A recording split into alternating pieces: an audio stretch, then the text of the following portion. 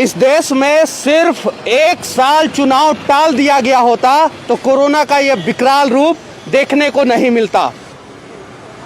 भगवान के घर पर ताला लगा दिया गया, शिक्षा का मंदिर, स्कूलों को बंद कर दिया गया, यहाँ तक कि गरीबों को सड़कों पे लड़ने और मरने के लिए अकेला छोड़ दिया गया।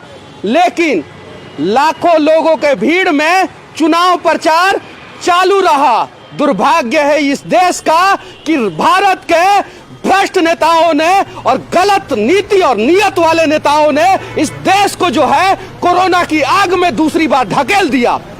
तबलीगी जमात वालों ने 10,000 लोगों को कोरोना इन्फेक्टेड किया था और मैं मनीष कश्यप अपने सोशल मीडिया से तबलीगी जमात वालों को खूब गाली दिया था, क्योंकि उनके वजह से देश में कोरोना फैला था।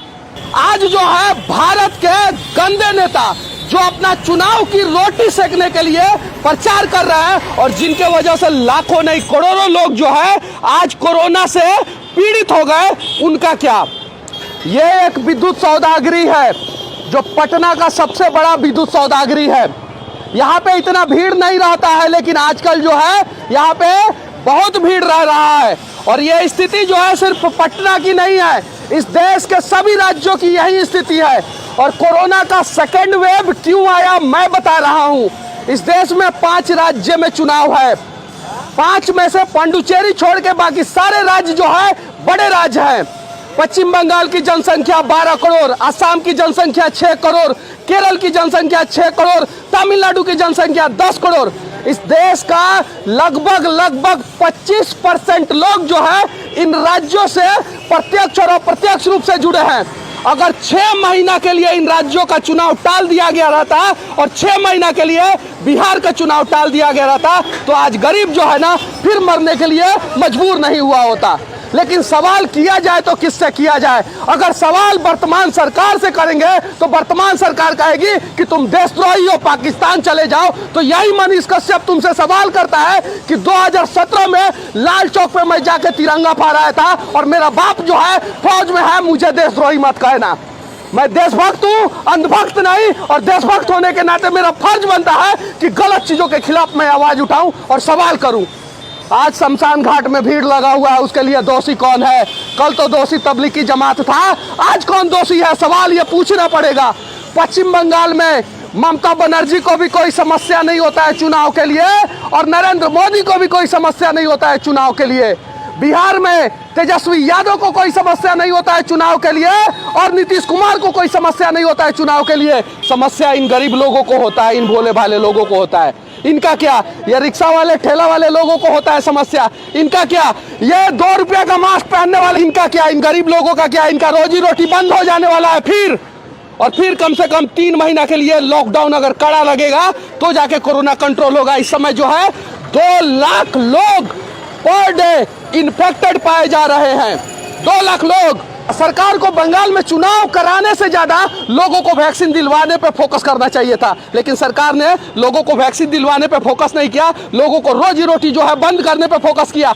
सीबीएसई का एग्जाम रद्द कर दिया गया, जहां पे छात्र 2-2 मीटर की दूरी पे बैठते हैं। और अमित शाह रोज पश्चिम बंगाल में खड़ा होकर कहते हैं कि दार्जिलिंग में 50,000 लोगों के भीड़ में, बंगाल में 10,000 लोगों के भीड़ में, असम में 1 लाख लोगों के भीड़ में, कोलकाता में 5 लाख लोगों के भीड़ में। अमित शाह जी, आपके लिए जो मंच बनता है ना वो 60 फीट बाई 50 फीट का होता है और आपसे जो है ना लोगों की दूरी जो है ना वो 200-200 मीटर की होती है। क्यों? क्योंकि आपको जान का खतरा है, कोरोना का खतरा है। लेकिन जो लोग आपको देखने आते हैं, सुनने आते हैं, जो पागल लोग, वो उनके वजह से जो है ना पूरा कोरोना फैल रहा है। ना पक्ष को इस देश से मतलब है, ना विपक्ष को मतलब है इस देश से। विपक्ष राहुल गांधी केरल में चुनाव जीतने के लिए पूरा जोर आजमाइश कर रहे हैं, पक्ष नरेंद्र मोदी बंगाल और असम में चुनाव जीतने के लिए पूरा जोर आजमाइश कर रहे हैं। फिर इस देश के गरीब लोगों का ख्याल कौन रखेगा? आज पक्ष सत्ता में है तो वो अपना दुकानदारी अच्छे से कर रहा है, कल विपक्ष सत्ता में होगा तो वो अपना दुकानदारी अच्छे से करेगा। इन गरीब लोगों का दुकानदारी कब अच्छे से चलेगा? सवाल ये है। और यहाँ आप देख सकते हैं इतना धुआं कभी नहीं उठता है। आप देखिए ये पीछे जो है ना, ये विद्युत सौदागरी है और यहाँ पे अब लाइन लगाना पड़ रहा है। और कोरोना एक ऐसी भयानक बीमारी है ना कि अभी मैंने देखा यहाँ पे एक एम्बुलेंस से एक लाश आया जिसको उठाने वाला कोई नहीं था, सिर्फ और सिर्फ जो है 2 गार्ड यहीं के थे जो उठा के अंदर लेके गए हैं। और कोरोना डेंजर हो चुका है, बहुत डेंजर। इससे डरने की जरूरत नहीं है और ना ही मैं आप लोगों को डरा रहा हूं। इससे बचने की जरूरत है, इससे सुरक्षित रहने की जरूरत है। इन नेताओं के चंगुल में फंसने की जरूरत नहीं है। आप वोट दे ना दे, देश बर्बाद नहीं होने वाला है, लेकिन कोरोना अगर विकराल रूप ले लेगा ना तो देश बर्बाद हो जाएगा। तो वोट से ज्यादा जो है ना देश की चिंता करे और वोट देने से ज्यादा जो है ना देश वालों की चिंता करे। और गलत कहीं भी हो, अगर आप अपने आप को देशभक्त समझते हैं तो सवाल करना सीखें। और सवाल कभी भी सत्ताधारी पार्टियों से होता है, विपक्ष के लोगों से नहीं। अगर विपक्ष इतना काबिल होता, राहुल गांधी अगर काबिल होते तो आज जो है चुनाव हारे नहीं होते। सच्चाई है।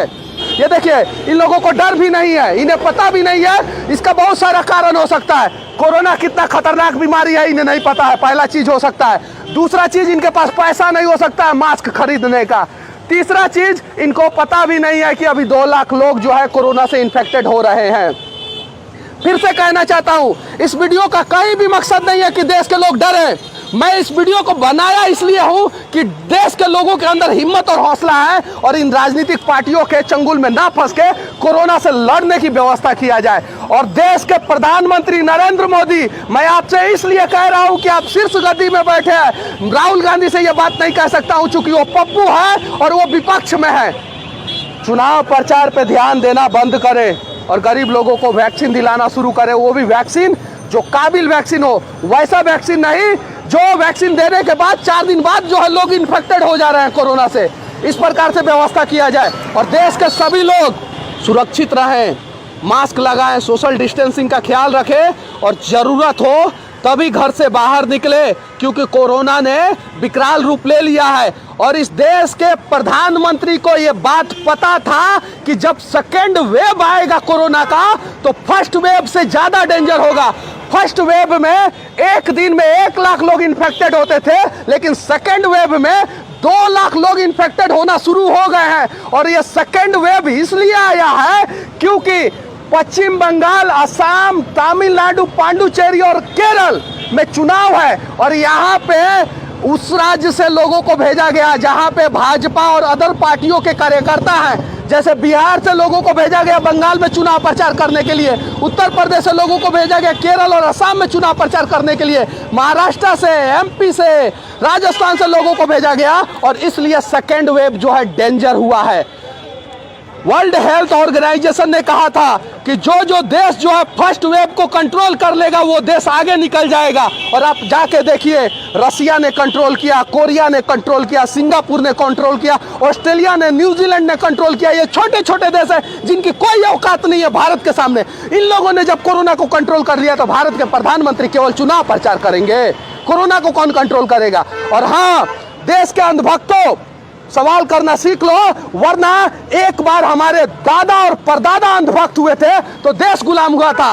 एक बार हमारे बाप अंधभक्त हुए थे तो कांग्रेस 70 साल इस देश में शासन की, और एक बार हम अंधभक्त हो रहे हैं ना तो ये देश बर्बाद हो जाएगा। सड़कों पे जो है मरने के अलावा हमारे पास कोई ऑप्शन नहीं रहेगा। ये पटना का सबसे बड़ा सौदागरी है और इसका धुआं बता रहा है कि आज यहाँ पे लाशों को भी लाइन लगाना पड़ रहा है। और इसकी स्थिति बता रही है कि कोरोना पूरा विकराल रूप ले चुका है। इसीलिए कोरोना के साथ मजाक ना करें, घर से तभी बाहर निकले जब जरूरत हो, मास्क हमेशा लगाने की कोशिश करें, सैनिटाइजर का इस्तेमाल करें और जितना भी काम हो सके घर से ही करने की कोशिश करें। स्थिति बहुत भयानक है, सरकार के कंट्रोल से बाहर होने वाला है ये स्थिति। डराने की कोशिश नहीं कर रहा हूं, बस समझाने की कोशिश कर रहा हूं, क्योंकि समझना है हमें, डरना नहीं है। अगर हम समझ जाएंगे तो कोरोना पे काबू हमारा राज्य और हमारा देश पालेगा। अगर हम नहीं समझेंगे तो इस देश के नेताओं की औकात नहीं है कि वो कोरोना पे काबू पाले, क्योंकि इस देश के नेताओं की सिर्फ इतनी औकात है कि देश जाए भाड़ में, चुनाव प्रचार करना भी जरूरी है। सच तक के लिए मैं मनीष कश्यप, जय हिंद।